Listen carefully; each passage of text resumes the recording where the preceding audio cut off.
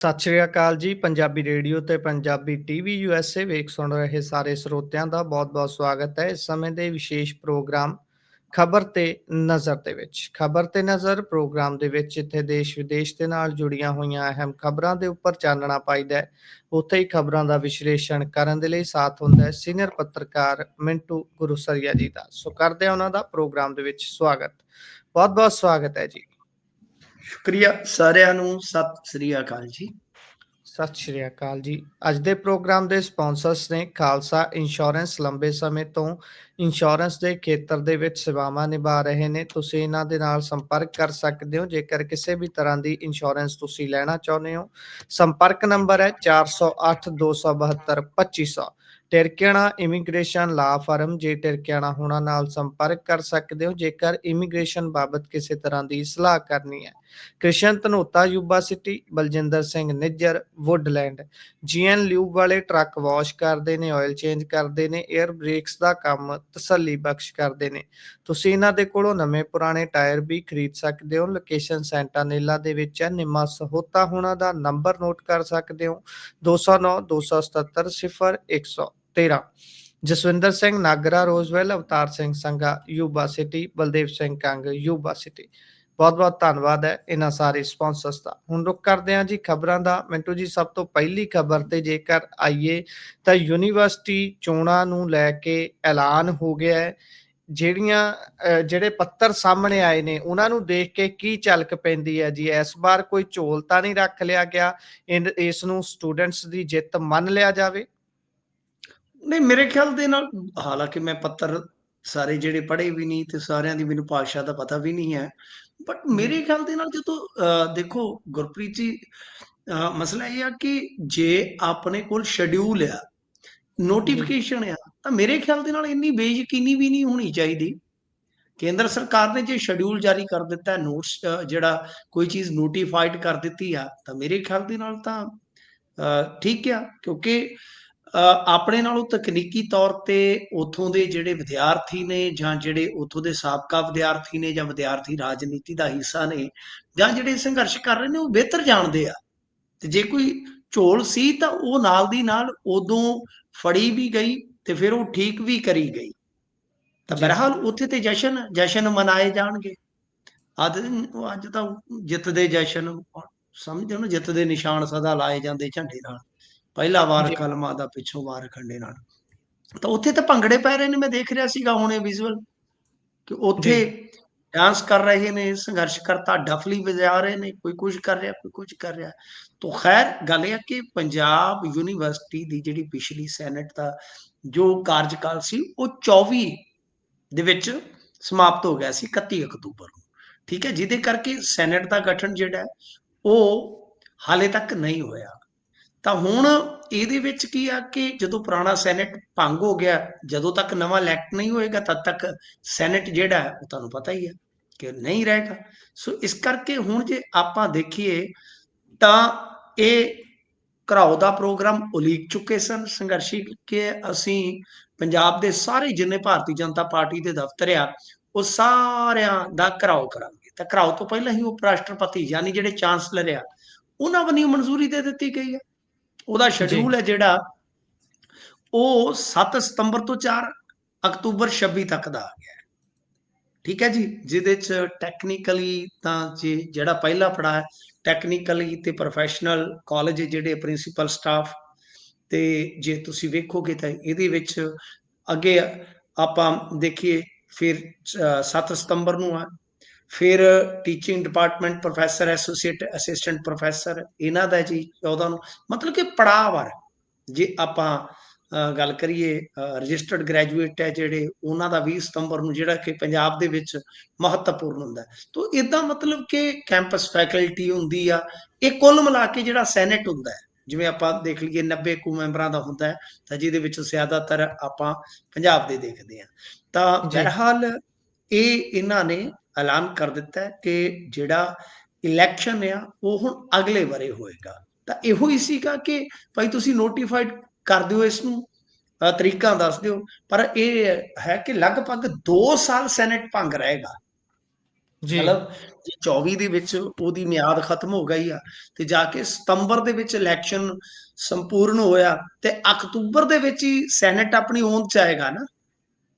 ਤਾਂ ਜੀ। 2 ਸਾਲ ਲਗਭਗ 2 ਸਾਲ ਇਹਨਾਂ ਨੇ ਇਲੈਕਸ਼ਨ ਜਿਹੜਾ ਹੈ ਉਹ ਲੰਘਾਇਆ। ਤਾਂ ਬਹਰਹਾਲ ਵੱਡੀ ਖਬਰ ਹੈ ਇਸ ਵੇਲੇ ਜੇ ਆਪਾਂ ਦੇਖੀਏ ਪੱਤਰ ਵੀ ਜਿਹੜਾ ਹੈ ਉਹ ਆਪਾਂ ਵੇਖ ਸਕਦੇ ਹਾਂ ਕਿ ਰੇਨੂ ਵਿਜ ਜੀ ਜਿਹੜੇ ਆ ਵਾਈਸ ਚਾਂਸਲਰ ਇਹਨਾਂ ਨੂੰ ਆ ਗਿਆ ਤੇ ਇਹਦੇ ਵਿੱਚ ਜਿਹੜਾ ਪੱਤਰ ਦਾ ਨੰਬਰ ਲੱਗਾ ਹੋਇਆ ਫਿਰ ਨਾਲ ਜੋ ਸ਼ਡਿਊਲ ਹੈ ਉਹ ਦੱਸਿਆ ਗਿਆ ਕਿ ਆ ਚੱਕੋ ਬਈ ਤੁਹਾਡੇ ਕੋਲ ਸ਼ਡਿਊਲ ਆ ਤੇ ਸ਼ਡਿਊਲ ਜਿਹੜਾ ਆ ਗਿਆ ਪੱਤਰ ਆ ਗਿਆ ਤੇ ਇਹਦਾ ਜੀ। ਮਤਲਬ ਹੈ ਕਿ ਚੀਜ਼ ਨੂੰ ਐਲਾਨ ਦਿੱਤਾ ਗਿਆ ਕਿ ਹਾਂ ਭਾਈ ਇਲੈਕਸ਼ਨ ਤੁਹਾਡਾ ਪੱਕਾ ਹੈ। ਤੇ ਜਿਸ ਨੂੰ ਮੇਰੇ ਖਿਆਲ ਦੇ ਨਾਲ ਫਿਲਹਾਲ ਮੈਂ ਦੇਖ ਰਿਹਾ ਸੀਗਾ ਕਿ ਕਿਸੇ ਨੇ ਵੀ ਅਸਹਿਮਤ ਹੋ ਕੇ ਅਪਰਵਾਹ ਨਹੀਂ ਕੀਤਾ ਕਿਸੇ ਵੀ ਜੀ। ਧਿਰ ਨੇ। ਜੇ ਉਹਨਾਂ ਨੂੰ ਪ੍ਰਵਾਨ ਹੈ ਸੰਘਰਸ਼ਸ਼ੀਲ ਜਿਹੜੇ ਬੰਦੇ ਜਿਹੜੇ ਬੱਚੇ ਉੱਥੇ ਸੰਘਰਸ਼ ਕਰ ਰਹੇ ਨੇ ਤਾਂ ਮੇਰੇ ਖਿਆਲ ਦੇ ਨਾਲ ਜੇ ਉਹਨਾਂ ਨੇ ਯੈਸ ਪਾਈ ਹੈ ਇਹਦੇ ਤੇ ਤਾਂ ਸਾਰਾ ਕੁਝ ਉਹਨਾਂ ਨੇ ਪੜ੍ਹ ਲਿਆ ਹੋਏਗਾ ਤਾਂ ਹੀ ਹੈ, ਨਹੀਂ ਤਾਂ ਅੱਗੇ ਤੇ ਨਾਲ ਦੀ ਨਾਲ ਤੁਹਾਨੂੰ ਪਤਾ ਹੀ ਹੈ ਰੌਲਾ ਪੈ ਜਾਂਦਾ ਸੀ। ਜੀ, ਜੀ। ਬਿਲਕੁਲ ਦਰੁਸਤ ਹੈ। ਸੋ ਇਹ ਵਿਦਿਆਰਥੀਆਂ ਦੀ ਜਿੱਤ ਹੈ ਤੇ ਲੜਦੇ ਲੋਕਾਂ ਦੀ ਜਿੱਤ ਜ਼ਰੂਰ ਹੁੰਦੀ ਹੈ। ਇਸ ਤੋਂ ਅੱਗੇ ਜੇਕਰ ਆਪਾਂ ਚੱਲੀਏ, ਗੱਲ ਅੰਮ੍ਰਿਤਪਾਲ ਸਿੰਘ ਹੋਣਾ ਦੀ ਕਰਦੇ ਹਾਂ। ਐਮਪੀ ਖਡੂਰ ਸਾਹਿਬ ਅੰਮ੍ਰਿਤਪਾਲ ਸਿੰਘ ਹੋਣੀ ਹਾਈ ਕੋਰਟ 'ਚ ਗਏ ਹੋਏ ਨੇ ਕਿ ਭਾਈ ਮੈਨੂੰ ਸੈਸ਼ਨ ਦਾ ਹਿੱਸਾ ਬਣਨ ਦਾ ਮੌਕਾ ਮਿਲੇ, ਪਰ ਪੈਰੋਲ ਤੋਂ ਨਾ ਹੋ ਗਈ ਹੈ। ਇਹ ਨਾ ਪੰਜਾਬ ਸਰਕਾਰ ਨੇ ਕੀਤੀ ਹੈ ਜਾਂ ਕਿੱਧਰੋਂ ਹੋਈ ਹੈ ਜੀ? ਦੇਖੋ ਐਨਐਸਏ ਹੀ ਪੰਜਾਬ ਸਰਕਾਰ ਨੇ ਲਾਇਆ ਹੋਇਆ ਨਾ। ਜੀ। ਜਿਹੜਾ ਐਨਐਸਏ ਹੁੰਦਾ ਨੈਸ਼ਨਲ ਸਿਕਿਉਰਿਟੀ ਐਕਟ ਹੈ ਜਿਹੜਾ ਉਹ ਹਮੇਸ਼ਾ ਜਿਹੜਾ ਲੱਗਦਾ ਹੁੰਦਾ ਤਾਂ ਸਰਕਾਰ ਦੇ ਡਿਪਟੀ ਕਮਿਸ਼ਨਰ ਦੀ ਹਦਾਇਤ ਤੇ ਲੱਗਦਾ ਜਾਂ ਸਿਫਾਰਿਸ਼ ਤੇ ਲੱਗਦਾ, ਸੌਰੀ ਹਦਾਇਤ ਸ਼ਬਦ ਇਸਤੇਮਾਲ ਨਹੀਂ ਕਰਾਂਗੇ, ਸਿਫਾਰਿਸ਼ ਦਰੁਸਤ ਰਹੇਗਾ। ਤਾਂ ਸਿਫਾਰਿਸ਼ ਤੇ ਲੱਗਦਾ ਹੁੰਦਾ ਤਾਂ ਜੀ। ਇਸੇ ਕਰਕੇ ਜਦੋਂ ਹਾਈ ਕੋਰਟ ਦੇ ਵਿੱਚ ਗਏ ਪਹਿਲਾਂ ਤੇ ਸੁਪਰੀਮ ਕੋਰਟ ਚ ਗਏ ਸਨ ਤੇ ਸੁਪਰੀਮ ਕੋਰਟ ਨੇ ਕਿਹਾ ਸੀਗਾ ਕਿ ਤੁਸੀਂ ਹਾਈ ਕੋਰਟ ਜਾਓ। ਜੀ। ਹਾਈ ਕੋਰਟ ਆਏ, ਹਾਈ ਕੋਰਟ ਨੇ ਇੱਕ ਕੰਮ ਇਹ ਕੀਤਾ ਕਿ ਇਹਨਾਂ ਨੂੰ 7 ਦਿਨ ਦੇ ਵਿੱਚ ਫੈਸਲਾ ਲੈਣ ਵਾਸਤੇ ਆਖਿਆ ਸੀਗਾ, ਪਰ ਉਹ 7 ਦਿਨ ਦਾ ਸਮਾਂ ਸੀਗਾ ਸ਼ਾਇਦ 28 ਤੱਕ ਯਾਨੀ ਭਲਕ ਤੱਕ। ਜੀ।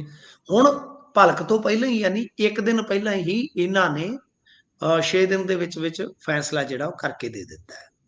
ਅੱਜ ਜੀ। ਸਾਰੇ ਤੁਸੀਂ ਅਖਬਾਰ ਜਾਂ ਖਬਰਾਂ ਦੇਖੋਗੇ ਤਾਂ ਉਹ ਭਰੇ ਪਏ ਨੇ ਕਿ ਅੰਮ੍ਰਿਤਪਾਲ ਸਿੰਘ ਨੂੰ ਪੈਰੋਲ ਤੋਂ ਨਾ ਕਿਨੇ ਕੀਤੀ ਆ, ਨਾ ਕੀਤੀ ਆ ਡਿਪਟੀ ਕਮਿਸ਼ਨਰ ਨੇ ਜਾਂ ਐਸਐਸਪੀ ਰੂਰਲ ਉਹਨਾਂ ਜੀ। ਨੇ।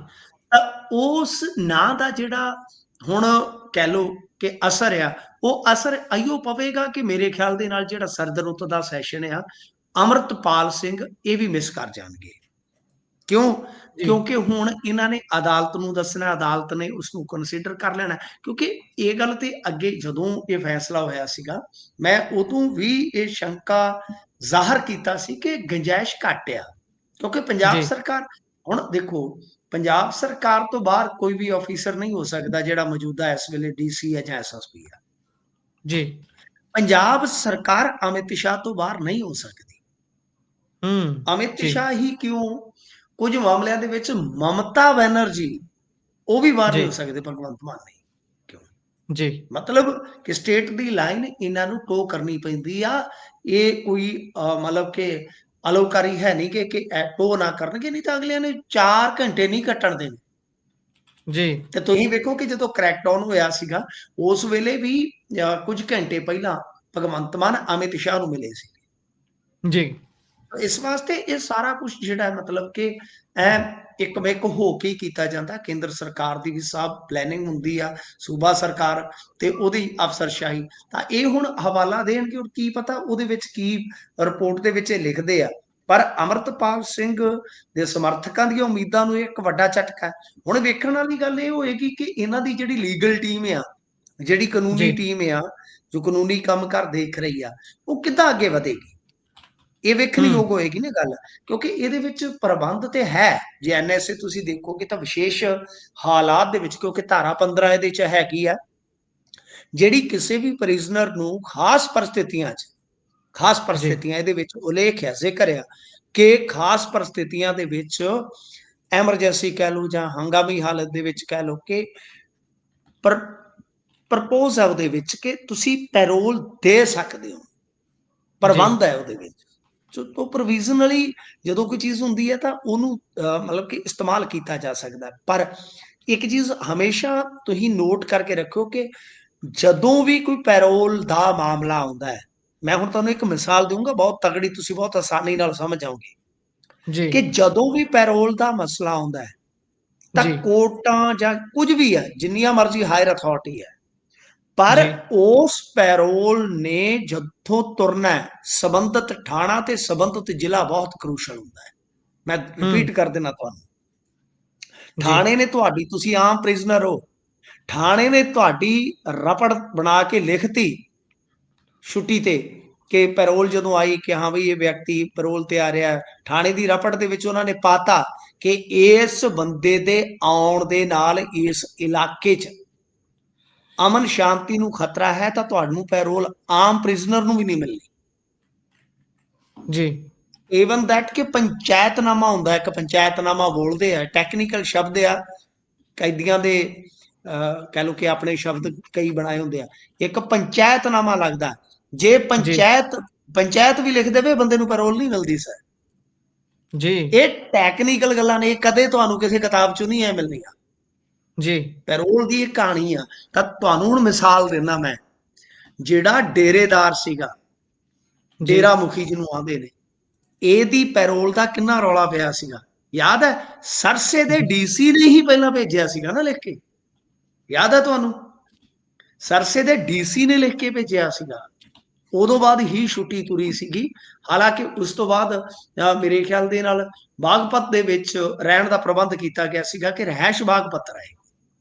ਹੂੰ, ਤੋ ਇਸ ਵਾਸਤੇ ਜੀ, ਪੈਰੋਲ ਦੀਆਂ ਨਾ ਕਈ ਤਕਨੀਕੀ ਚੀਜ਼ਾਂ ਹੁੰਦੀਆਂ ਨੇ ਕਿ ਹੁਣ ਮਤਲਬ ਕਿ ਇਹਨਾਂ ਨੇ ਤਾਂ ਛੁੱਟੀ ਖਰਾਬ, ਇਹਨੂੰ ਪੰਜਾਬੀ 'ਚ ਕਹਿ ਲਓ ਛੁੱਟੀ ਖਰਾਬ ਕਰਤੀ ਕਿ ਜੀ, ਪ੍ਰੋਵੀਜ਼ਨ ਹੈ, ਕੋਰਟ ਨੇ ਕਿਹਾ ਫੈਸਲਾ ਲਓ, ਇਹਨਾਂ ਨੇ ਕਿਹਾ ਕਿ ਨਹੀਂ ਅਸੀਂ ਇਸ ਬੰਦੇ ਨੂੰ ਛੁੱਟੀ ਨਹੀਂ ਦੇ ਸਕਦੇ, ABC ਕੋਈ ਵੀ ਹੈ।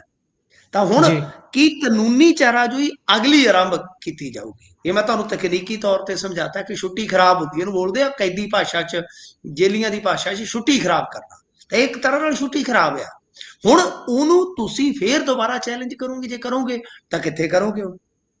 ਜੀ, ਸੁਪਰੀਮ ਕੋਰਟ ਕਰੋਗੇ, ਕਿਉਂਕਿ ਹਾਈ ਕੋਰਟ ਤਾਂ ਹੁਣ ਦੁਬਾਰਾ ਜਾਇਆ ਨਹੀਂ ਜਾਣਾ ਨਾ। ਜੇ ਇੱਕ ਵਾਰੀ ਹਾਈ ਕੋਰਟ ਨੇ ਇਸ ਰਿਜੈਕਸ਼ਨ ਨੂੰ, ਜਿਹੜੀ ਪੈਰੋਲ ਦੀ ਰਿਜੈਕਸ਼ਨ ਆ, ਇਸ ਨੂੰ ਕੰਸੀਡਰ ਕਰ ਲਿਆ ਕਿ ਠੀਕ ਆ ਬਈ ਤੁਹਾਡਾ ਹੱਕ ਬਣਦਾ ਹੈ ਇਸ ਬੰਦੇ ਦੇ ਇੱਥੇ ਆਉਣ ਦੇ ਨਾਲ, ਜੇ ਤੁਹਾਡੇ ਅਮਨ ਕਾਨੂੰਨ ਨੂੰ, ਲਾਅ ਐਂਡ ਆਰਡਰ ਨੂੰ ਕੋਈ ਖਤਰਾ ਹੈ, ਤਾਂ ਠੀਕ ਆ, ਅਸੀਂ ਮੰਨ ਲਿਆ। ਪਰ ਕੀ ਉਸ ਨੂੰ ਜੀ, ਚੈਲੰਜ ਕੀਤਾ ਜਾਏਗਾ? ਇਹਨਾਂ ਦੀ ਲੀਗਲ ਟੀਮ ਕੀ ਸਟੈਪ ਚੁੱਕਦੀ ਹੈ, ਇਹੀ ਦੇਖਣਯੋਗ ਹੋਏਗਾ। ਪਰ ਸਰਦ-ਰੁੱਤ ਦਾ ਸੈਸ਼ਨ ਮੇਰੇ ਖਿਆਲ ਦੇ ਨਾਲ ਅਮਰਤਪਾਲ ਸਿੰਘ ਵਾਸਤੇ ਉਹਦੇ 'ਚ ਸ਼ਿਰਕਤ ਕਰਨਾ ਲਗਭਗ ਅਸੰਭਵ ਹੋ ਗਿਆ। ਹੂੰ, ਜੀ। ਸੋ ਵੇਖਾਂਗੇ ਇਸ ਦੇ ਵਿੱਚ ਹੁਣ ਅਗਲੀ ਚਾਰਾਜੋਈ ਕੀ ਕੀਤੀ ਜਾਂਦੀ ਹੈ ਪਰਿਵਾਰ ਦੇ ਵੱਲੋਂ। ਪਰ ਅਗਲੀ ਖਬਰ ਦਾ ਜੇਕਰ ਰੁਖ ਕਰੀਏ ਤਾਂ ਪੰਜਾਬ ਦੇ ਵਿੱਚ ਪੰਜਾਬ ਸਰਕਾਰ ਦੇ ਵੱਲੋਂ ਵੱਡੇ ਸਮਾਗਮ ਕੀਤੇ ਗਏ ਨੇ। ਗੁਰੂ ਤੇਗ ਬਹਾਦਰ ਜੀ ਦੇ ਸ਼ਹੀਦੀ ਸਮਾਗਮਾਂ ਦੇ ਸੰਬੰਧ ਦੇ ਵਿੱਚ ਬੜਾ ਕੁਝ ਹੋਇਆ। ਬਹੁਤ ਸਾਰੀਆਂ ਗੱਲਾਂ ਵਿਧਾਨ ਸਭਾ ਦੇ ਸੈਸ਼ਨ ਨੂੰ ਜਿਹੜਾ ਕੀਤਾ ਗਿਆ ਉਸ ਨੂੰ ਲੈ ਕੇ ਹੋ ਰਹੀਆਂ ਨੇ ਵੀ ਭਾਈ ਇੰਨਾ ਖਰਚਾ ਕਰ ਦਿੱਤਾ ਗਿਆ ਹੈ, ਫਲਾਨੀ ਜਗ੍ਹਾ ਤੋਂ ਟੈਂਟ ਤੇ ਫਲਾਨੀ ਜਗ੍ਹਾ ਤੋਂ AC ਆਏ ਨੇ, ਇੰਨਾ ਖਰਚਾ ਹੋ ਗਿਆ। ਪਰ ਇਹ ਸਭ ਦੇ ਵਿੱਚ ਇੱਕ ਖਾਸ ਗੱਲ ਇਹ ਹੈ ਕਿ ਜਿਹੜੀਆਂ ਗੱਡੀਆਂ ਵਰਤੀਆਂ ਗਈਆਂ ਨੇ ਇਸ ਸਾਰੇ ਸਮਾਗਮਾਂ ਦੇ ਦੌਰਾਨ, ਨਗਰ ਕੀਰਤਨ ਦੇ ਦੌਰਾਨ, ਉਹ ਗੱਡੀਆਂ ਦੇ ਉੱਪਰ ਨੰਬਰ ਪੰਜਾਬ ਤੋਂ ਬਾਹਰ ਦੇ ਹੀ ਨੇ ਤਕਰੀਬਨ। ਇਸ ਦਾ ਕੀ ਕਾਰਨ ਮੰਨਦੇ ਹੋ ਮਿੰਟੂ ਜੀ? ਕੀ ਕਾਰਨ ਹੋ ਸਕਦਾ ਹੈ ਪੰਜਾਬ ਦੇ ਵਿੱਚੋਂ ਇਹ ਗੱਡੀਆਂ ਨਹੀਂ ਮਿਲਦੀਆਂ? ਜੇਕਰ ਰੈਂਟਲ ਵੀ ਨੇ ਤਾਂ ਕੀ ਉਹ ਬਾਹਰਲੇ ਨੰਬਰਾਂ ਤੋਂ ਹੀ ਮਿਲਦੀਆਂ ਨੇ? ਪੰਜਾਬ ਦੇ ਵਿੱਚ ਇਹੋ ਜਿਹਾ ਕੰਮ ਕੋਈ ਨਹੀਂ ਕਰਦਾ? ਨਹੀਂ ਸਰ, ਬਾਹਰੋਂ ਵੀ ਗੱਡੀਆਂ ਮੰਗਾਉਣੀਆਂ ਪੈ ਸਕਦੀਆਂ, ਇਹਦੇ 'ਚ ਕੋਈ ਸ਼ੱਕ ਨਹੀਂ। ਕਿਉਂਕਿ ਹੋ ਸਕਦਾ ਸਾਡੇ ਜਿਹੜੇ ਟੈਂਪੂ ਜਾਂ ਆ ਜਿਹੜੀਆਂ ਕੈਂਟਰ, ਜਾਂ ਹੋ ਸਕਦਾ ਕਿ ਜਿਹੜੇ ਆ ਛੋਟੇ ਹਾਥੀ ਆ, ਉਹ ਯੂਰਪ ਨੂੰ ਵਪਾਰ ਕਰਨ ਚਲੇ ਗਏ ਹੁਣ ਵਾਘੇ ਬਾਰਡਰ ਦੇ ਰਾਹੀਂ। ਜੀ, ਕਿੱਲਤ ਪੈ ਗਈ ਹੋਵੇ ਤਾਂ ਹੋ ਸਕਦਾ ਕਿ ਬਾਹਰਲੀਆਂ ਸਟੇਟਾਂ ਦੇ ਵਿੱਚੋਂ ਮੰਗਾਏ ਗਏ ਹੁਣ, ਕਿ ਸਾਡੇ ਤੇ ਇੱਧਰ ਵਹੀਕਲ ਜਿਹੜੇ ਆ ਉਹ ਲੰਡਨ ਨੂੰ ਗਏ ਨੇ, ਜੀ, ਹਦਵਾਣੇ ਲਾਉਣ ਗਏ ਨੇ, ਕੱਦੂ ਲਾਉਣ ਗਏ ਨੇ ਇੱਧਰ ਨੂੰ ਸੈਂਟਰਲ ਏਸ਼ੀਆ ਦੇ ਵਿੱਚ। ਜੀ, ਮਤਲਬ ਕਿ ਹੋ ਸਕਦਾ ਹੈ ਐਮਰਜੈਂਸੀ ਹਾਲਤ ਦੇ ਵਿੱਚ। ਪਰ ਸਵਾਲ ਤੇ ਵੱਡਾ ਇਹ ਹੈ ਨਾ ਕਿ ਫਿਰ ਜਿਹੜੇ ਨੰਬਰ ਪਲੇਟ ਦੇ ਅਗਲੇ ਅੱਖਰ ਨੇ, ਸਟੇਟ ਵਾਲੇ ਜੀ, ਅੱਖਰ ਨੇ, ਜੀ, ਰਜਿਸਟ੍ਰੇਸ਼ਨ ਜਿਹੜੀ ਹੁੰਦੀ ਹੈ ਉਸ ਤੋਂ ਬਾਅਦ ਇੱਕ ਨੰਬਰ ਮਿਲਦਾ ਹੈ, ਨੰਬਰ ਪਲੇਟ ਦੇ ਅਗਲੇ ਯੂਪੀ ਵਾਲਾ ਹਿੱਸੇ ਵਾਲੇ ਜਿਹੜੇ ਅੱਖਰ ਆ ਉਹਨਾਂ ਨੂੰ ਚੇਪੀਆਂ ਕਿਉਂ ਲਾ ਕੇ ਲੁਕਾਇਆ ਗਿਆ?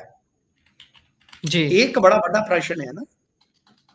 ਤੇ ਦੂਜੀ ਗੱਲ ਇਹ ਆ ਕਿ ਇਹ ਗੈਰ ਅਖਲਾਕੀ ਨਹੀਂ ਕਿ ਇੱਕ ਧਾਰਮਿਕ ਸਮਾਗਮ ਦੇ ਵਿੱਚ ਜੇ ਤੁਸੀਂ ਇਸ ਤਰ੍ਹਾਂ ਦੀ ਚਲਾਕੀ ਕਰੋ, ਇਹ ਗੈਰ ਅਖਲਾਕੀ ਨਹੀਂ, ਗੈਰ ਕਾਨੂੰਨੀ ਵੀ ਹੈ। ਤੁਸੀਂ ਨੰਬਰ ਪਲੇਟ ਨਹੀਂ ਢੱਕ ਸਕਦੇ। ਕੀ ਜੀ, ਤੁਸੀਂ ਆਪਣੀ ਨੰਬਰ ਪਲੇਟ ਦੇ ਵਿੱਚ ਕੋਈ ਚੇਂਜ ਨਹੀਂ ਕਰ ਸਕਦੇ। ਆ ਜਿਹੜੇ ਕੁਝ ਟਕਵੇ ਜੇ ਬਣਾ ਲੈਂਦੇ ਆ, ਕੁਝ ਇੱਧਰ ਉੱਧਰ ਕਰ ਲੈਂਦੇ ਆ ਨਾ ਜੀ, ਜਦੋਂ ਮਰਜ਼ੀ ਫੜ ਕੇ ਕਾਂਸਟੇਬਲ ਜਾਂ ਹੌਲਦਾਰ ਟ੍ਰੈਫਿਕ ਦਾ ਤੁਹਾਡਾ ਚਲਾਨ ਕਰ ਸਕਦਾ। ਜੀ, ਨੰਬਰ ਪਲੇਟ ਤੇ ਮਾੜੀ ਮੋਟੀ ਵੀ ਜੇ ਤੁਸੀਂ ਕਲਾਕਾਰੀ ਦਿਖਾਈ ਨਾ, ਕਲਾਕਾਰ ਸੀ ਵਿਖਾ ਗਿਆ ਕਲਾਕਾਰੀਆਂ, ਤੇ ਜੇ ਕਲਾਕਾਰੀਆਂ ਦਿਖਾਈਆਂ ਤੇ ਫਿਰ ਤੁਹਾਨੂੰ ਪਤਾ ਹੀ ਆ ਕਲਾਕਾਰੀਆਂ ਤੋਂ ਚੀਕਾਂ ਵੀ ਬਣ ਜਾਂਦੀਆਂ ਨੇ ਨਾ। ਫਿਰ ਤੋਂ ਗੱਲ ਇਹ ਆ ਕਿ ਚਲਾਨ ਮੋਟਾ ਹੋ ਜਾਂਦਾ। ਤਾਂ ਇਹ ਗੈਰ ਇਖਲਾਕੀ ਕੰਮ ਹੀ ਨਹੀਂ, ਗੈਰ ਕਾਨੂੰਨੀ ਵੀ ਆ। ਕੀਤਾ ਕਿਹਨੇ ਆ? ਹੁਣ ਜੀ, ਵੀਡੀਓ ਵਾਇਰਲ ਹੋਈ ਪਈ ਆ ਤੁਹਾਡੇ ਸਾਹਮਣੇ, ਕਿੰਨੀਆਂ ਗੱਡੀਆਂ, ਮੈਂ ਵੀ ਉਹਦੀਆਂ ਕੁਝ ਵੀਡੀਓ ਦੀਆਂ ਕੱਢ ਕੇ ਫੋਟੋਆਂ ਪਾਈਆਂ ਨੇ। ਜੀ, तो मतलब कि बड़ी अजीब गल आ। देखो मेरे सोर्सेस ते ये भी कह रहे ने कि इत्थे कुछ बंदे बहुत मतलब कि बहुत दिन तो ठहरे हुए सन होटलों च। जी, कल्ले ट्रांसपोर्टर ही क्यों, उन्हां दे लंबे चौड़े बिल ने सा। मेरे ख्याल नाल हुण होना ये चाहिए कि जो इन्हां ने कर लिया, इस तो बाद सारा जिहड़ा खर्चा, सारे वेरवे आ ਜਿਹੜੇ ਜਿਹੜੇ ਹੋਟਲਾਂ 'ਚ ਮਹਿਮਾਨ ਆ ਕੇ ਠਹਿਰੇ ਨੇ जी, ਸ੍ਰੀ ਅਨੰਦਪੁਰ ਸਾਹਿਬ, ਉਹਨਾਂ ਸਾਰਿਆਂ ਦੇ ਬਿੱਲ ਜਨਤਕ ਕਰਨੇ ਚਾਹੀਦੇ ਨੇ ਸਰ।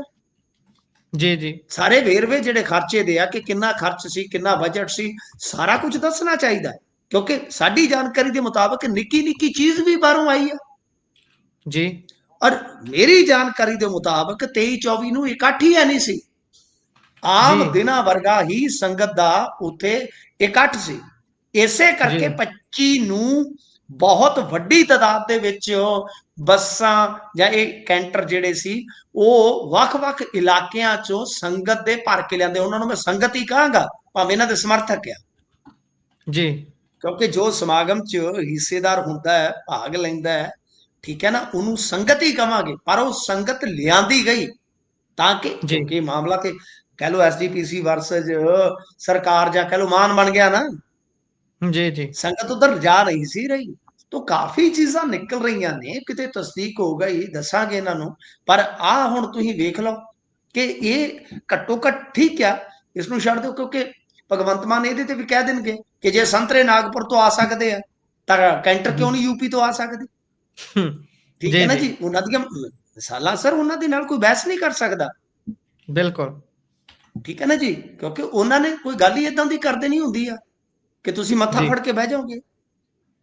कि ऐसी मिसाल कदे मिसाल ही नहीं मिलती ਇਹੋ ਜੀ, ਉਹ ਐਸੀ ਜੀ जी, ਮਿਸਾਲ ਦੇ ਦੇਣ। ਉਹ ਕੱਲ ਨੂੰ ਕਹਿ ਸਕਦੇ ਆ ਕਿ ਜੇ ਤੁਸੀਂ ਚੱਡੀ ਜੌਕੀ ਵਾਲੀ ਫਲਾਣੀ ਥਾਂ ਤੋਂ ਬਣੀ ਆ ਤੇ ਇੱਥੇ ਪਹਿਨ ਸਕਦੇ ਹੋ ਪੰਜਾਬ 'ਚ, ਤਾਂ ਬਈ ਅਸੀਂ जी, ਅਸੀਂ ਕਿਉਂ ਨਹੀਂ ਮੰਗਾ ਸਕਦੇ, ਕੈਟਰਿੰਗ ਕਿਉਂ ਨਹੀਂ ਕਰਵਾ ਸਕਦੇ ਅਸੀਂ ਉੱਥੋਂ ਦਿੱਲੀ ਤੋਂ ਲਿਆ ਕੇ ਬੰਦਿਆਂ।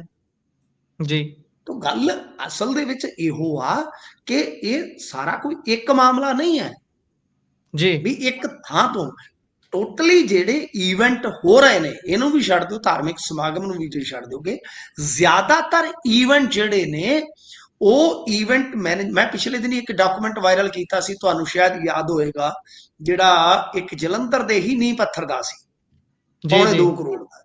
बल्टन ਉਹ पार्क दा, ਡਾਕੂਮੈਂਟ ਨੂੰ ਗੌਰ ਨਾਲ ਦੇਖੋਗੇ ਤਾਂ ਜਿਹੜੀ ਉਹ ਮਜ਼ਦੂਰ ਈਵੈਂਟ ਕੰਪਨੀ ਆ, ਉਸ ਨੂੰ ਸਰਚ ਕਰ ਲਓ, ਹੁਣੇ ਗੂਗਲ ਕਰ ਲਓ, ਉਹ ਕਿੱਥੇ ਦੀ ਆ। जी, ਮਤਲਬ ਕਿ ਨੀਂਹ ਪੱਥਰ ਦੇ ਪ੍ਰੋਗਰਾਮ ਦੇ ਆਯੋਜਨ ਤੱਕ ਦੀ ਜ਼ਿੰਮੇਵਾਰੀ ਜਿਹੜੀ ਆ ਉਹ ਬਾਹਰਲੀ ਸਟੇਟ ਦੀ ਕੰਪਨੀ ਨੂੰ ਮਿਲ ਰਹੀ ਹੈ। ਹੁਣ ਜਾਂ ਤਾਂ ਇਹ ਆ ਕਿ ਕੰਪਨੀ ਜਿਹੜੀ ਆ ਉਹ ਬਈ ਉੱਥੋਂ ਦੀ ਬਾਹਰਲੀ ਕੰਪਨੀ ਕੋਈ ਇੰਨੇ ਲੋ ਟੈਂਡਰ ਤੇ ਰੇਟ ਚੱਕ ਲੈਂਦੀ ਆ ਕਿ ਆਪਣੇ ਵਾਲੇ जी, ਪਿੱਛੇ ਰਹਿ ਜਾਂਦੇ, ਤੇ ਜਾਂ ਕੁਝ ਕੀਤਾ ਹੀ ਐਸਾ ਵੈਸਾ ਜਾਂਦਾ, ਕੋਈ ਐਸਾ ਕਰ ਕਮਾਲ ਕੇ ਤੇਰਾ ਹੋ ਜਾऊं, किसी और का हूं फिलहाल के तेरा हो जाऊं, कोई कमाल ही ऐसा होता है कि फिर जी, ਸਾਰਾ ਕੁਝ ਪਾਸੇ ਆ ਤੇ ਮੁੜ ਮੁੜ ਅੰਨਾ ਆਂਦੇ ਹੁੰਦੇ ਵੰਡੇ ਸ਼ੀਰਨੀਆਂ ਆਪਣਿਆਂ ਨੂੰ ਦੇ। ਤੋਂ ਪਰ ਇਹ ਆ ਕਿ ਇਤਿਹਾਸ ਦੇ ਵਿੱਚ ਮੇਰੇ ਖਿਆਲ ਦੇ ਨਾਲ ਦੇਖੋ, ਮਾਨ ਸਾਹਿਬ ਜਿਹੋ ਜਿਹੀਆਂ ਮਰਜ਼ੀ ਮਿਸਾਲਾਂ ਦੇਣ, ਮਾਨ ਸਾਹਿਬ ਇਤਿਹਾਸ ਦੇ ਵਿੱਚ ਕਿਤੇ ਦਰਜ ਨਾ ਹੋ ਜਾਣ ਇਹੋ ਜੀ ਪ੍ਰਥਾ ਤੋਂ। ਮੈਂ ਕੀ जी, ਕਹਿ ਰਿਹਾ, ਤੁਹਾਨੂੰ ਪਿੱਛੇ ਲੈ ਜਾਣਾ। ਜਦੋਂ ਵੀ ਕੈਪਟਨ ਅਮਰਿੰਦਰ ਸਿੰਘ ਦਾ ਜ਼ਿਕਰ ਆਏਗਾ, ਇਤਿਹਾਸ ਦੇ ਵਿੱਚ ਜੋ ਪਾਣੀਆਂ ਦੇ ਸਮਝੌਤੇ ਰੱਦ ਕੀਤੇ ਸੀ ਉਹਨਾਂ ਦਾ ਜ਼ਿਕਰ ਆਏਗਾ। जी, ਪਰ ਇਤਿਹਾਸ ਦੇ ਵਿੱਚ ਇਹ ਵੀ ਜ਼ਿਕਰ ਆਉਂਦਾ ਹੈ ਕਿ ਮੁੱਖ ਸੰਸਦੀ ਸਕੱਤਰ ਬਣਾਉਣ ਦੀ ਪ੍ਰਥਾ ਇਹਨਾਂ ਨੇ ਪਾਈ, ਜਿਹੜੀ ਕੁਝ ਹੋਰ ਜੀ, ਸਟੇਟਾਂ ਨੇ ਕਾਪੀ ਕੀਤੀ ਤੇ ਉਸ ਤੋਂ ਬਾਅਦ ਉਹਨੂੰ ਇਲੀਗਲ ਕਰਾਰ ਦਿੱਤਾ ਗਿਆ। ਜੀ, ਵਿਧਾਇਕਾਂ ਦੇ ਟੈਕਸ ਮਾਫ ਕਰਨ ਦੀ ਪਿਰਤ ਇਹਨਾਂ ਨੇ ਪਾਈ। ਹੂੰ, ਇਹ ਪਿਰਤ ਨਾ ਚੱਲ ਪਵੇ ਕਿ ਕੱਲ ਨੂੰ ਮਾਨ ਸਾਹਿਬ ਤੇ ਚਲੇ ਜਾਣ, ਜੀ, अच्छा चलता हूं दुआओं में याद रखना, ਇਹ ਚਲੇ ਜਾਣ ਤੇ ਕੋਈ ਉਤੋਂ ABC ਆ ਜਾਵੇ ਤੇ ਉਹ ਚੱਕ ਕੇ ਉਹ ਕੋਈ ਉਹਦੀ ਮਾਸੀ ਬੈਠੀ ਆ ਮੱਧ ਪ੍ਰਦੇਸ਼ ਦੇ ਵਿੱਚ, ਕੋਈ ਫਲਾਣਾ ਬੈਠਾ ਜਾਂ ਕੋਈ ਢਮਕਾਣਾ ਬੈਠਾ, ਜੇ ਨਹੀਂ ਤੇ 5-7 ਆਪਦੇ ਹੀ ਰਲਾ ਕੇ ਬਾਹਰ ਕੰਪਨੀ ਕੋਈ ਬਣਾ ਕੇ ਤੇ ਉਹ ਕਵੇ ਕਿ ਜੇ ਮਾਨ ਦੇ ਕਾਰਜਕਾਲ ਦੇ ਦੌਰਾਨ ਐਦਾਂ ਹੋਇਆ ਸੀ ਤੇ ਮੇਰੇ ਵਾਰੀ ਚੀਕਾ ਕਾਤੋਂ ਮਾਰਦੇ ਜੀ, ਫਿਰ ਇਹਨਾਂ ਨੂੰ ਵੀ ਬੋਲਣ ਦਾ ਹੱਕ ਨਹੀਂ ਰਹਿਣਾ। ਸੋ ਇਤਿਹਾਸ ਦੇ ਵਿੱਚ ਇਹ ਪ੍ਰਥਾ ਜੇ ਦਰਜ ਹੋਈ ਤਾਂ ਮਾਨ ਸਾਹਿਬ ਨੂੰ ਇਹ ਗੱਲ ਅੱਜ ਸੋਚ ਲੈਣੀ ਚਾਹੀਦੀ ਆ, ਨਹੀਂ ਤੇ ਬੋਲਣ ਲੱਗਿਆ ਸੰਕੋਚ ਕਰਨਾ ਪਏਗਾ ਤੁਹਾਨੂੰ ਫਿਰ। ਜੀ, ਬੋਲਣ ਤੇ ਤੋਲਣ ਦੋਵੇਂ ਲੱਗਿਆਂ ਇਹ ਸੰਕੋਚ ਘੱਟ ਹੀ ਕਰਦੇ ਨੇ। ਜਿਹੜੀ ਗੱਲ ਆਉਂਦੀ ਹੈ ਦਵਾ ਸੱਟ ਕਹਿ ਦਿੰਦੇ ਨੇ। ਇਹ ਵੀ ਨਹੀਂ ਮਰਿਆਦਾ ਰੱਖੀ ਜਾਂਦੀ ਵੀ ਭਾਈ ਮੈਂ ਮੁੱਖ ਮੰਤਰੀ ਹਾਂ, ਆਪਣੇ ਮੁੱਖ ਮੰਤਰੀ ਵਾਲਾ ਔਰਾ ਵੀ ਕਈ ਵਾਰੀ ਭੁੱਲ ਜਾਂਦੇ ਨੇ ਵੀ ਕੁਝ ਗੱਲਾਂ ਸਿਰਫ ਤੇ ਸਿਰਫ ਨਾਪ ਤੋਲ ਕੇ ਤੇ ਪੂਰੇ ਦ੍ਰਿੜ ਇਰਾਦੇ ਦੇ ਨਾਲ ਹੀ ਕਰਨੀਆਂ ਹੁੰਦੀਆਂ ਨੇ। ਲੋਕ ਇੱਧਰ 16 ਯੂਨੀਵਰਸਿਟੀਆਂ ਮੈਡੀਕਲ ਕਾਲਜ ਲੱਭੀ ਜਾਂਦੇ ਨੇ, ਇਹਨਾਂ ਨੇ ਨਵੀਂ ਯੂਨੀਵਰਸਿਟੀ ਦਾ ਐਲਾਨ ਕਰਤਾ, ਲੋਕ ਤਾਂ ਉਸ ਗੱਲੋਂ ਤਪੇ ਖੜੇ ਨੇ। ਅੱਗੇ ਚੱਲਦੇ ਹਾਂ ਜੀ। ਯੂਨੀਵਰਸਿਟੀ ਦਾ ਵੀ ਤੁਸੀਂ ਦੇਖੋ ਨਾ, ਹਾਂਜੀ, ਯੂਨੀਵਰਸਿਟੀ ਦਾ ਬਕਾਇਦਾ ਇੱਕ ਐਕਟ ਹੈ, ਉਸ ਜੀ, ਐਕਟ ਦੇ ਤਹਿਤ ਇੱਕ ਬਜਟ ਅਲਾਟਮੈਂਟ ਹੁੰਦੀ ਆ, ਉਹ ਸਾਰਾ ਕੁਝ ਤੇ ਕੀਤਾ ਹੀ ਨਹੀਂ ਇਹਨਾਂ ਨੇ। ਆਪਦੇ ਉਹ ਜਿਹੜਾ ਸਪੈਸ਼ਲ ਇਜਲਾਸ ਸੀਗਾ ਇਹਨਾਂ ਦਾ ਵਿਧਾਨ ਜੀ, ਸਭਾ ਦਾ। ਜੀ। ਇਹਨਾਂ ਦੇ ਹਿਸਾਬ ਦੇ ਨਾਲ ਭਾਈ ਇਹਨਾਂ ਨੇ ਪੈਸੇ ਬਹੁਤ ਬਚਾਏ ਹੋਏ ਨੇ। ਖਜ਼ਾਨਾ ਪੰਜਾਬ ਦਾ ਖਾਲੀ ਨਹੀਂ ਹੈਗਾ। ਇਹ ਸਿਰਫ ਸਾਨੂੰ ਲੱਗਦਾ ਹੈ ਕਿ ਖਜ਼ਾਨਾ ਖਾਲੀ ਹੈ। ਸੋ ਦੇਖਦੇ ਹਾਂ, ਕੀ ਪਤਾ ਯੂਨੀਵਰਸਿਟੀ ਬਣ ਜਾਵੇ, ਤੇ ਬਣ ਜਾਂਦੀ ਹੈ ਤਾਂ ਸਾਡੀ ਬਹੁਤ-ਬਹੁਤ ਵਧਾਈ ਹੋਊਗੀ, ਸ਼ਲਾਘਾ ਕਰਾਂਗੇ ਇਸ ਗੱਲ ਦੀ। ਅੱਗੇ ਚੱਲਦੇ ਹਾਂ ਤੇ ਗੱਲ ਕੇਂਦਰੀ ਮੰਤਰੀ ਦੀ ਕਰ ਲੈਂਦੇ ਹਾਂ।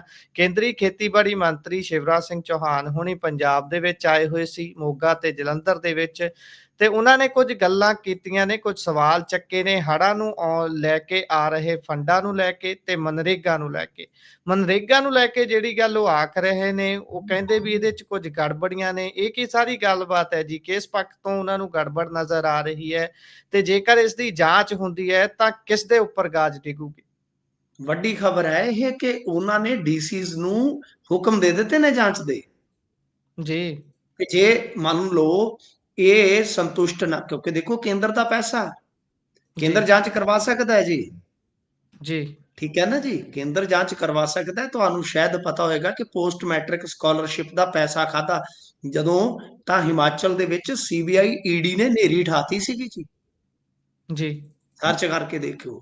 ਤਾਂ ਮਤਲਬ ਕਿ ਕੇਂਦਰ ਦਾ ਪੈਸਾ ਜਿਹੜਾ ਹੈ, ਹੁਣ ਪਹਿਲੀ ਗੱਲ ਤੇ ਇਹ ਕਿ ਫਲੱਡਸ ਦੀਆਂ ਜਿਹੜੀਆਂ ਤੁਹਾਨੂੰ ਪਤਾ ਹੈ ਇਸ ਵੇਲੇ ਬਹਿਸਬਾਜ਼ੀਆਂ ਨੇ ਪੈਸੇ ਨੂੰ ਲੈ ਕੇ, ਪੰਨੂ ਸਾਹਿਬ ਵੀ ਕੱਲ ਕਹਿ ਰਹੇ ਸਨ, ਕਿਉਂਕਿ ਹੁਣ ਇਹਨਾਂ ਦੇ ਆਫੀਸ਼ੀਅਲੀ ਉਹ ਮੀਡੀਆ ਹੈਡ ਨੇ ਪਾਰਟੀ ਦੇ ਤੇ ਜਨਰਲ ਸੈਕਟਰੀ ਵੀ ਨੇ, ਤਾਂ ਉਹਨਾਂ ਨੇ ਵੀ ਸਵਾਲ ਚੁੱਕੇ ਕਿ ਦੇਖੋ ਜੀ ਤੁਹਾਡੇ ਜੁਮਲੇ ਹੀ ਗਏ, 1600 ਕਰੋੜ ਕਿੱਥੇ ਆ ਦੱਸੋ।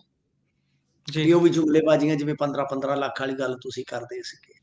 ਤਾਂ ਬਹਰਹਾਲ ਇਹਨਾਂ ਨੇ ਇੱਕ ਵੱਡਾ ਦਾਅਵਾ ਕੀਤਾ ਸ਼ਿਵਰਾਜ ਸਿੰਘ ਚੌਹਾਨ ਹੋਰਾਂ ਨੇ ਕਿ ਕੇਂਦਰ ਸਰਕਾਰ ਨੇ ਫੌਰੀ ਤੌਰ ਤੇ ਫਲੱਡ ਰਾਹਤ ਵਾਸਤੇ 420 ਕਰੋੜ ਰੁਪਈਆ, ਵੈਸੇ ਤੁਸੀਂ ਫਿਗਰ ਹੀ ਦੇਖ ਲਓ, 420 ਜੀ, 420 ਕਰੋੜ ਦਿੱਤਾ ਸੀਗਾ, ਲੇਕਿਨ ਆਮ ਆਦਮੀ ਪਾਰਟੀ ਸਰਕਾਰ ਨੇ ਯੂਟਿਲਾਈਜੇਸ਼ਨ ਸਰਟੀਫਿਕੇਟ ਹੀ ਨਹੀਂ ਭੇਜਿਆ।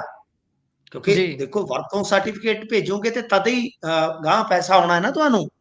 ਤਾਂ ਜੀ, ਇਹਨਾਂ ਜੀ, ਨੇ ਇੱਕ ਵੱਡਾ ਦੋਸ਼ ਇਹ ਵੀ ਮੜ ਦਿੱਤਾ ਹੈ। ਹੁਣ ਦੇਖੋ ਇਹਨੂੰ ਕਥਿਤ ਦੋਸ਼ ਹੀ ਕਹਾਂਗੇ, ਕੇਂਦਰੀ ਮੰਤਰੀ, ਵੈਸੇ ਕਥਿਤ ਦੋਸ਼ ਸ਼ਬਦ ਇਸਤੇਮਾਲ ਨਹੀਂ ਕੀਤਾ ਜਾਂਦਾ, ਪਰ ਆਪਾਂ ਇੱਥੇ ਕਰ ਰਹੇ ਹਾਂ ਕਿਉਂਕਿ ਮੈਨੂੰ ਲੱਗਦਾ ਕਿ ਸਫਾਈ ਇਹਨਾਂ ਬੰਨਿਓ ਵੀ ਆਏ। ਤਾਂ ਇਹ ਇੱਕ ਤਰ੍ਹਾਂ ਨਾਲ ਵੱਡਾ ਦਾਅਵਾ ਹੈ ਜੀ, ਕੇਂਦਰੀ ਮੰਤਰੀ ਦਾ ਕਿ ਬਈ ਅਸੀਂ ਪੈਸਾ ਭੇਜਿਆ ਲਗਭਗ 425 ਕਰੋੜ, ਇਹਨਾਂ ਨੇ ਯੂਟਿਲਾਈਜੇਸ਼ਨ ਸਰਟੀਫਿਕੇਟ ਹੀ ਨਹੀਂ ਦਿੱਤਾ। ਉਹ ਜੀ, ਆ ਜਾਓ ਮਨਰੇਗਾ ਤੇ। ਮਨਰੇਗਾ ਦੇ ਵਿੱਚ ਕੀ ਆ ਕਿ ਇਹਨਾਂ ਦੇ ਆਪਣੇ ਇੱਕ ਲੀਡਰ ਨੇ, ਕਾਕਾ ਕੰਬੋਜ, ਜੀ, ਫਾਜ਼ਿਲਕਾ ਤੋਂ, ਉਹ ਇਲੈਕਸ਼ਨ ਲੜਨਗੇ, ਮੈਂ ਤੁਹਾਨੂੰ ਹੁਣ ਦੱਸ ਦਿੰਦਾ, ਕਾਕਾ ਕੰਬੋਜ। ਜੀ, ਠੀਕ ਹੈ ਜੀ।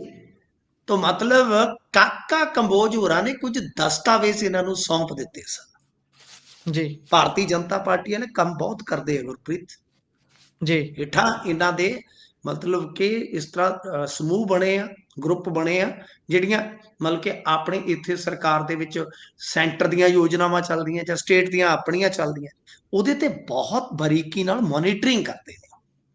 ਜੀ, ਤਾਂ ਉਹਨਾਂ ਨੇ ਆਪਣੇ ਜ਼ਿਲ੍ਹੇ ਦਾ ਡਾਟਾ ਭੇਜਿਆ, ਕੁਝ ਹੋਰ ਜ਼ਿਲ੍ਹਿਆਂ ਚੋਂ ਆਇਆ, ਉਹਦੇ ਆਧਾਰ ਤੇ ਇਹਨਾਂ ਨੇ ਇਹ ਪਾਇਆ ਕਿ ਮਜ਼ਦੂਰਾਂ ਨੂੰ ਤੇ ਕੰਮ ਨਹੀਂ ਮਿਲ ਰਿਹਾ। 800 ਕਰੋੜ ਰੁਪਈਆ ਆਇਆ ਮਨਰੇਗਾ ਦਾ, ਕੰਮ ਜੀ, ਠੇਕੇਦਾਰਾਂ ਦੇ ਥਰੂ ਹੋ ਰਿਹਾ, ਉਹਨਾਂ ਦੇ ਵਿੱਚੋਂ ਹੂੰ, ਵੀ ਆਪਦੇ ਬੰਦਿਆਂ ਨੂੰ ਪੇਮੈਂਟਾਂ ਹੋ ਰਹੀਆਂ ਨੇ। ਜੀ, ਸਰ ਮੇਰੇ ਕੋਲ ਵੀ ਦਸਤਾਵੇਜ਼ ਨੇ ਮਨਰੇਗਾ ਦੇ। ਜੀ, ਤੋ ਇਹ ਬਹੁਤ ਵੱਡੇ ਇੱਕ ਤਰ੍ਹਾਂ ਨਾਲ ਕਹਿ ਲਓ, ਤੇ ਤੁਹਾਨੂੰ ਸ਼ਾਇਦ ਪਤਾ ਹੋਏਗਾ ਕਿ ਮਨਰੇਗਾ ਦੀਆਂ ਹੁਣ ਰਕਮਾਂ ਰੁਕੀਆਂ ਪਈਆਂ ਨੇ। ਜੀ, ਰੁਕੀਆਂ ਹੋਈਆਂ। ਮਨਰੇਗਾ ਜਿਹੜੀ ਸਕੀਮ ਹੈ ਪੰਜਾਬ 'ਚ ਆਲਮੋਸਟ ਪਿੱਛੇ ਜਿਹੇ ਤੇ ਬੰਦ ਹੀ ਸੀਗੀ। ਕਿਉਂ? ਜੀ, ਕਿਉਂਕਿ ਇਹਨਾਂ ਨੇ ਗੜਬੜ ਕਰ ਦਿੱਤੀ, ਸ਼ਿਕਾਇਤਾਂ ਹੋ ਗਈਆਂ, ਕੇਂਦਰ ਨੇ ਪੈਸਾ ਰੋਕਤਾ। ਜੀ, ਤੋ ਇਸ ਵਾਸਤੇ ਇਕੱਲੇ ਗੰਭੀਰ ਦੋਸ਼ ਹੀ ਨਹੀਂ, ਇੱਥੇ ਸਰਕਾਰ ਤੇ ਇਲਜ਼ਾਮ ਹੀ ਨਹੀਂ, ਸਿਆਸੀ ਇਲਜ਼ਾਮ ਹੀ ਨਹੀਂ, ਦਾਅਵੇ ਹੀ ਨਹੀਂ, ਬਲਕਿ ਵੱਡੀ ਖਬਰ ਇਹ ਆ ਰਹੀ ਆ ਕਿ ਜਾਂਚ ਦੇ ਸ਼ਾਇਦ ਹੁਕਮ ਵੀ ਦਿੱਤੇ ਗਏ ਨੇ ਕੇਂਦਰੀ ਮੰਤਰੀ ਵੱਲੋਂ, ਕਿਹਾ ਗਿਆ ਜਾਂਚ ਵਾਸਤੇ। ਤੇ ਜੇ ਜਾਂਚ ਨਹੀਂ ਕਰਨਗੇ ਤਾਂ ਮੇਰੇ ਖਿਆਲ ਦੇ ਨਾਲ ਇੱਕ ਮਾਮਲਾ ਅੱਗੇ ਵੀ ਵੱਧ ਸਕਦਾ। ਤਾਂ ਕੁੱਲ ਮਿਲਾ ਕੇ ਕਹਿ ਸਕਦੇ ਕਿ ਮਨਰੇਗਾ ਵਾਲੇ ਮਾਮਲੇ ਦੇ ਵਿੱਚੋਂ ਵੀ ਹੱਥ ਤੰਗ ਹੋ ਜਾਊਗਾ ਸਰਕਾਰ ਦਾ। ਜਿਹੜੇ ਮਾੜੇ ਮੋਟੇ ਕੰਮ ਚੱਲਦੇ ਸੀ ਉਹ ਰੋਕ ਲੈਣਗੇ ਜਦੋਂ ਤੱਕ। ਹੁਣ ਦੂਜੀ ਗੱਲ ਇਹ ਆ ਕਿ ਬਈ ਯੂਟੀਲਾਈਜੇਸ਼ਨ ਸਰਟੀਫਿਕੇਟ ਦਾ ਜਿਸ ਤਰ੍ਹਾਂ ਇਹਨਾਂ ਦੇ ਸਿਰ ਤੇ ਮੜਿਆ ਗਿਆ, ਹੁਣ ਇਹ ਸਫਾਈ ਦੇਣ ਜੀ, ਕਿ ਤੁਹਾਨੂੰ ਜੇ 450 ਕਰੋੜ ਰੁਪਈਆ ਆਇਆ, ਤੁਸੀਂ ਜੇ ਵਰਤਿਆ ਤੇ ਵਰਤੋਂ ਵਾਲੇ ਸਰਟੀਫਿਕੇਟ ਕਿਉਂ ਨਹੀਂ ਜਮ੍ਹਾਂ ਕਰਵਾਏ? ਜੀ। ਸੋ ਇਹ ਗੜਬੜੀਆਂ ਨੇ, ਇੱਕ ਚੋਣ ਮੁੱਕਦੀ ਹੈ, ਦੂਜੀ ਚੋਣ ਦੇ ਵਿੱਚ ਸਰਕਾਰ ਵਿਅਸਤ ਹੋ ਜਾਂਦੀ ਹੈ। ਨਾ ਤਾਂ ਯੂਟੀਲਾਈਜੇਸ਼ਨ ਸਰਟੀਫਿਕੇਟ ਭੇਜਣਾ ਹੈ, ਉਹ ਭੇਜਣ ਦਾ ਕੋਈ ਖਿਆਲ ਹੈ, ਨਾ ਤਾਂ ਮਿੱਲਾਂ ਚਾਲੂ ਕਰਨੀਆਂ ਨੇ, ਇਸ ਦਾ ਕੋਈ ਖਿਆਲ ਹੈ। ਜਦੋਂ ਅਗਲੇ ਕਹਿੰਦੇ ਨੇ ਵੀ ਭਾਈ ਅਸੀਂ ਤਾਂ ਲੱਗੇ ਆ ਦਰੀ ਵਿਛਾਉਣ, ਫੇਰ ਖਿਆਲ ਆ ਜਾਂਦਾ ਵੀ ਭਾਈ ਨਹੀਂ ਨਹੀਂ ਨਹੀਂ ਨਹੀਂ, ਆਪਾਂ ਹੁਣੇ ਹੀ ਇਹ ਕੰਮ ਨਿਬੇੜਦੇ ਆ। ਇਸ ਤੋਂ ਅੱਗੇ ਚੱਲਦੇ ਆ, ਉਧਰ ਚਰਚਿਤ ਵਿਧਾਇਕ ਦਾ ਐਕਸੀਡੈਂਟ ਹੋ ਗਿਆ ਜੀ। ਚਰਚਿਤ ਵਿਧਾਇਕ ਉਹੀ ਨੇ ਜਿਹੜੇ ਕਹਿੰਦੇ ਵੀ ਭਾਈ ਮੇਰੇ ਨਾਲ ਗੱਲ ਨਾ ਕਰ, ਪਹਿਲਾਂ ਡਾਕਟਰੀ ਕਰਕੇ ਆ। ਸ਼ੁਕਰ ਕਰੋ ਇਹਨਾਂ ਨੇ ਵਿੱਚ ਵੱਜਣ ਲੱਗਿਆ ਨਹੀਂ ਆਖਿਆ ਕਿ ਤੁਸੀਂ ਮੇਰੇ ਵਿੱਚ ਵੱਜਣਾ ਹੈ ਤੇ ਕੋਈ ਚੰਗੀ ਡਿਗਰੀ ਕਰਕੇ ਆਓ ਜੇ ਮੇਰੀ ਕਾਰ ਦੇ ਨਾਲ ਟਕਰਾਉਣਾ ਜੀ। ਤੇ ਖੈਰ ਜੀ, ਇਹ ਨਾ ਵੇਖ ਲਓ, ਕਿਸੇ ਨੂੰ ਬਹੁਤਿਆਂ ਨੂੰ ਪਤਾ ਹੀ ਨਹੀਂ ਹੋਣਾ ਕਿ ਐਮਐਲਏ ਡਾਕਟਰ ਚਰਨਜੀਤ ਸਿੰਘ ਵੀ ਹੈਗੇ ਨੇ ਕੋਈ। ਜੀ, ਤੇ ਜੀ। ਜਦੋਂ ਮਸ਼ਹੂਰ ਹੋਣ ਤੇ ਆਏ ਤਾਂ ਤੁਸੀਂ ਹਿਸਾਬ ਲਾ ਲਓ ਵੀ ਕੀ ਹੋਇਆ। ਨਾਮਣਾ ਅੱਛਾ, ਖੱਟਿਆ ਜੀ। ਹਾਂ ਚੰਗਾ ਨਾਂ ਖੱਟ ਗਏ ਨੇ, ਸਹੀ ਗੱਲ ਹੈ ਤੁਹਾਡੀ। ਤਾਂ ਬਈ ਗੱਲ ਇਹ ਆ ਕਿ ਆਮ ਆਦਮੀ ਪਾਰਟੀ ਦੇ ਵਿਧਾਇਕ ਆ ਜਿਹੜੇ, ਇਹਨਾਂ ਦੀ ਕਾਰ ਸਾਹਮਣੇ ਤੋਂ ਆ ਰਹੀ ਦੂਜੀ ਗੱਡੀ ਦੇ ਨਾਲ ਟਕਰਾ ਗਈ। ਉਸ ਗੱਡੀ ਦੇ ਵਿੱਚ ਸਵਾਰ ਇੱਕ ਔਰਤ ਜ਼ਖਮੀ ਹੋ ਗਈ, ਜਿਹਨੂੰ ਤੁਰੰਤ ਹਸਪਤਾਲ ਦੇ ਵਿੱਚ ਭਰਤੀ ਕਰਵਾਇਆ ਗਿਆ। ਜਿਸ ਪ੍ਰਾਈਵੇਟ ਕਾਰ ਦੇ ਵਿੱਚ ਬੈਠੇ ਹੋਏ ਸਨ ਵਿਧਾਇਕ, ਦੱਸਿਆ ਗਿਆ ਜੀ, ਕਿ ਉਹਦੇ ਅੱਗੇ government of Punjab the plate ਰੱਖੀ ਹੋਈ ਸੀ। ਹਾਦਸੇ ਤੋਂ ਬਾਅਦ ਜਿਹੜੀ ਉਕਤ ਔਰਤ ਸੀ, ਉਹਦਾ ਪਰਿਵਾਰ ਭੜਕ ਉੱਠਿਆ। ਉਹਨਾਂ ਨੇ ਵਿਧਾਇਕ ਨੂੰ ਕਿਹਾ ਕਿ ਇਹਨਾਂ ਦਾ ਚਿਹਰਾ ਵੇਖੋ, ਇਹਨਾਂ ਨੂੰ ਕੋਈ ਫਰਕ ਹੀ ਨਹੀਂ ਪੈ ਰਿਹਾ, ਕਹਿ ਰਹੇ ਆ ਕਿ ਹਸਪਤਾਲ ਲੈ ਜਾਓ। ਜਿਸ ਪਰਿਵਾਰ ਦਾ ਜੀ, ਐਕਸੀਡੈਂਟ ਹੋਇਆ ਉਹ ਚੰਡੀਗੜ੍ਹ ਦੇ ਮਨੀ ਮਾਜਰਾ ਤੋਂ ਆਏ ਸਨ, ਤੇ ਹੰਗਾਮਾ ਹੁੰਦਿਆਂ ਦੇਖ ਚਰਨਜੀਤ ਸਿੰਘ ਉੱਥੋਂ ਬਹਿ ਕੇ ਨਿਕਲ ਗਏ। ਤਾਂ ਇਹ ਹੂੰ, ਵੀ ਇੱਕ ਵੱਡੀ ਗੱਲ ਆ, ਕਿਉਂਕਿ ਇਹਨਾਂ ਦੀ ਗਲਤੀ ਹੋਏਗੀ ਤਾਂ ਹੀ ਉਹ ਜਿਹੜੇ ਪੀੜਤ ਨੇ ਉਹ ਭੜਕੇ ਆ। ਤੇ ਤੁਸੀਂ ਹਿਸਾਬ ਲਾ ਲਓ, ਗੱਡੀ ਪ੍ਰਾਈਵੇਟ ਹੈ ਤੇ ਅੱਗੇ ਪਲੇਟ ਰੱਖੀ ਹੋਈ ਹੈ ਗਵਰਨਮੈਂਟ ਆਫ ਪੰਜਾਬ ਦੀ। ਹੂੰ, ਜੀ, ਇਹਨਾਂ ਦਾ ਵੀਆਈਪੀ ਕਲਚਰ ਤੇ ਇਸ ਕਦਰ ਜਿਹੜਾ ਹੈ ਨਾ, ਉਹ ਬੌਂਦਲਿਆ ਫਿਰਦਾ। ਤੁਸੀਂ ਇੱਕ ਵੀਡੀਓ ਸ਼ਾਇਦ ਦੇਖੀ ਹੋਣੀ, ਬੜੀ ਬਦਨਾਮ ਹੋ ਰਹੀ ਆ ਕਿ ਇਦਾਂ ਹੀ ਗਵਰਨਮੈਂਟ ਆਫ ਪੰਜਾਬ ਲਿਖੀ ਇੱਕ ਗੱਡੀ ਜਿਹੜੀ ਆ ਉਹ ਚੰਡੀਗੜ੍ਹ ਸਾਈਕਲ ਟਰੈਕ ਤੇ ਉੱਥੇ ਪਹਿਲਾਂ ਪਾਈ ਪਾਉਂਦੀ ਫਿਰਦੀ ਆ। ਜੀ, ਲੋਕ ਜੀ, ਲਾਹਨਤਾਂ ਪਾ ਰਹੇ ਨੇ। ਜਿਵੇਂ ਆਂਦੇ ਨੇ ਤੈਨੂੰ ਹੂੰ, ਲਵ ਯੂ ਟਰੱਕ ਭਰ ਕੇ, ਸਾਨੂੰ ਲਾਹਨਤਾਂ ਇੰਨੀਆਂ ਪਾਉਂਦੇ ਕਿ ਪੰਜਾਬੀਓ ਤੁਹਾਨੂੰ ਕੀ ਹੋਇਆ? ਇਹਨਾਂ ਨੂੰ ਜੀ, ਮਾੜੀ ਮੋੜੀ ਨੱਥ ਮਾਰ ਲਾਓ, ਕੀ ਭੂਤਰੇ ਸਾਹ ਨਾ ਗੁਤਰੇ ਫਿਰਦੇ ਨੇ। ਸੋ ਗੱਲ ਇਹ ਆ ਕਿ ਇਹਨਾਂ ਦੇ ਕਾਫਲੇ ਉਹ ਸਮਝਦੇ ਆ ਸਰ ਕਿ ਭਾਈ ਅਸੀਂ ਹਮ ਹੀ ਹਮ ਹੈ। ਜਦੋਂ ਇਹ ਜਾਂਦੇ ਜੀ, ਨੇ, ਸ਼ੂਕਦੇ ਜਾਂਦੇ ਨੇ।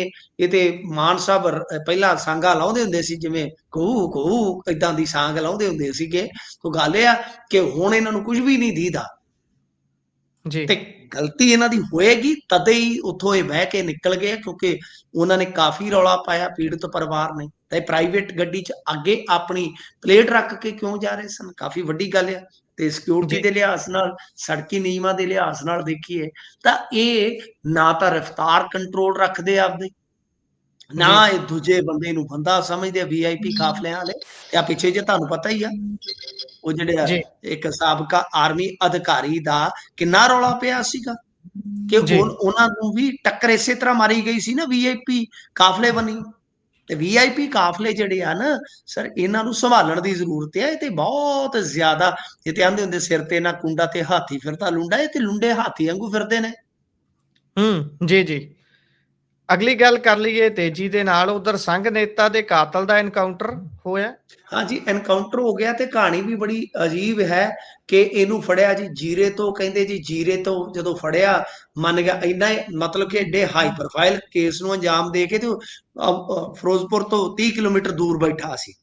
ਕਮਾਲ ਜੀ, ਦੇਖੋ, ਆਖੇ ਜੀ ਜੀਰੇ ਤੋਂ ਫੜ ਲਿਆ, ਉਹਨੂੰ ਪੁੱਛਗਿੱਛ ਕੀਤੀ, ਕਹਿੰਦੇ ਮਹਿਮੂ ਜੋਈਆ ਪਿੰਡ ਹੈ ਜੀ, ਉੱਥੇ ਸ਼ਮਸ਼ਾਨ ਘਾਟ ਦੇ ਕੋਲ ਮੇਰੇ ਸਾਥੀਆਂ ਨੇ ਮੈਨੂੰ ਲੈਣ ਆਉਣਾ ਤੇ ਮੈਂ ਰਾਜਸਥਾਨ ਟੱਪਣਾ ਸੀ।